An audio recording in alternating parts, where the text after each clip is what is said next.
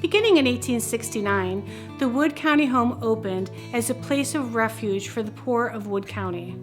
Our current exhibit, For Comfort and Convenience, explores the poorhouse system throughout the state of Ohio and the importance of building quality structures to house the poor. Our newest exhibit, For Service and Support, Creating an Accessible Community, highlights the stories of the people who once lived in our building. Between 1869 and 1955, the intellectually and physically disabled population of Wood County did not have local social services specifically dedicated to special education that we have in today's world. Children were especially vulnerable. The Ohio State Board of Charities was an advisory board for county home superintendents, and the board strongly discouraged children living with adult paupers at the county home.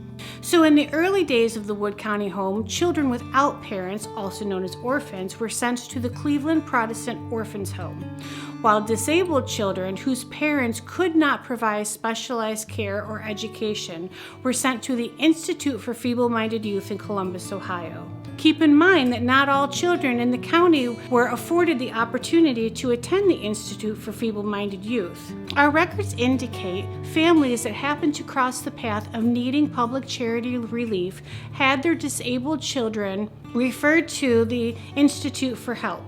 At the Institute for Feeble-Minded Youth in Columbus, a resident learned to perform the daily tasks of living. At age 21, most residents of the Institute were returned back to their county of origin. The current Wood County Museum holds records indicating several people returning to the Wood County Home for the duration of their lives. We've also found people with more severe disabilities lived at the Institute for Feeble-Minded Youth their entire life. Keep in mind, not every person with a disability attended a state-run institution. Some former Wood County Home residents with disabilities were victims of circumstance.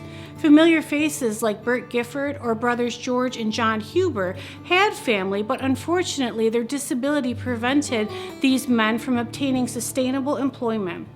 Once parents passed away and remaining family members were without means for care, these men and others with disabilities lived at the Wood County Home for the duration of their lives.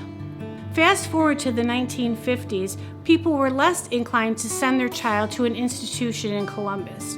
Instead, a group of local community members organized the Wood County Association for Retarded Children. Reverend George Crenshaw, Henry Schultz, Isaac Luce, Joanne Schaefer, Cleon Wright, and Ruth Glenn were the first board members for the Wood County Association for Retarded Children, and together they chose Troas Dunn as the first teacher for 11 children. The first classroom for the new school was on the second floor of Ridge Street School in Bowling Green.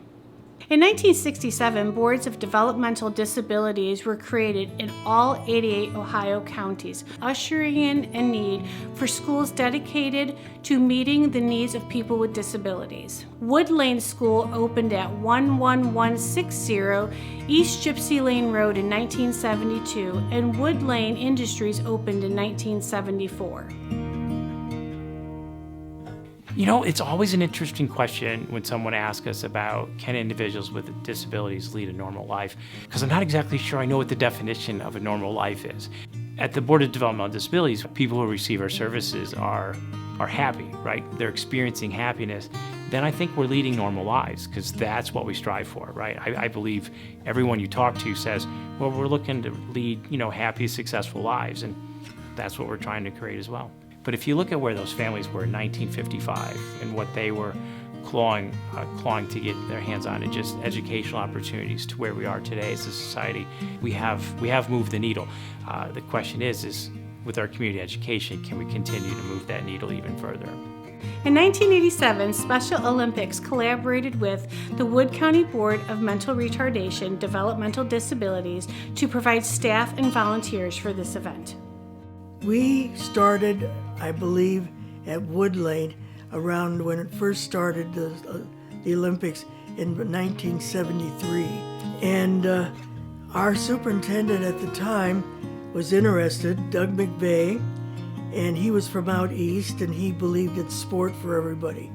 So we started a group, and what's nice about it is that it was open to anyone. But with our population, we have workshops, we have play days, we have nights and after-school activities to teach the sport to our clients. One thing about working with people that have disabilities is they appreciate the teacher. They sit and they listen and they do. Rain Man was sort of one of my favorites because I have a Rain Man in my life. And my student, he comes to me every basketball game at the university. He was always questioning me. He made me research. If I said a statement, the minute his hand went up, I knew I was wrong. Because he could go through a book and tell you what page, who said it. He was unbelievable. And he still is one of my favorite students. You've got to have somebody in your life sometimes to make you realize that you have to learn. A wonderful example of how services offered by the Wood County Board of Developmental Disabilities were beneficial to a local community member is the story of Lisa Sipes. Lisa Sipes was born August 11, 1967 in Toledo, Ohio to Ted and Joe Sipes. When Lisa was born, she came at 3 pounds and had a lot of medical issues. And as time went on, just a year or so, the doctor said that Lisa would have mental issues and said, oh, she'd graduate from high school, but she'll never be college material. When you're expecting a child, you think about driver's license and proms and weddings and that kind of thing. And when we knew we wouldn't have that, our life was a bit of a question mark. Who will our daughter be? What will the highlights of her life be? And you hope there will be many, many highlights. Maybe there was a part of Lisa's brain that just wasn't working and we could turn that key. You always think there's going to be something maybe that you will find that a child really likes or they really excel at. So we exposed her to as many things as possible. Some of the things she liked, some of the things she didn't. Lisa did very well physically with all the kids in the neighborhood. She could keep up and run and play and all that kind of thing. But in the 5th or 6th grade, when they were doing basketball, her friends were excelling and doing other things, and she wasn't doing it. So it became a very, very sad time in her life. She was sad also because she was bullied at school. It happened on the school bus, so the bus driver would keep Lisa in the seat right behind him. If you saw her down the street, her head was down, her shoulders were sagging. She had the physical appearance of a defeated person, just clomping along.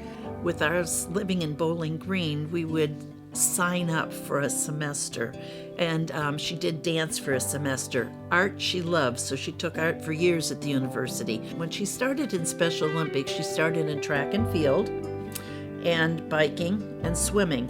And she did very well at all 3, but at swimming she did her best, and she was selected to go to the World Games in Special Olympics. I remember, it was so exciting. 3rd lane, Lisa Sipes representing the USA. I had to have a box of tissues with me all the time. It was just incredible and amazing. It brought attention to the people of Bowling Green because there were articles about her. And there was one day a phone call from Coca-Cola, and they would only speak to Lisa. So it was Coca-Cola calling from Atlanta, Georgia, saying that Lisa had been nominated by 3 people in Bowling Green in which she considered being a torchbearer. Oh my goodness, how exciting. When Lisa carried the torch, she started at McDonald's on East Wooster and Mercer Road and carried it to East Mary Street. That was quite a hike.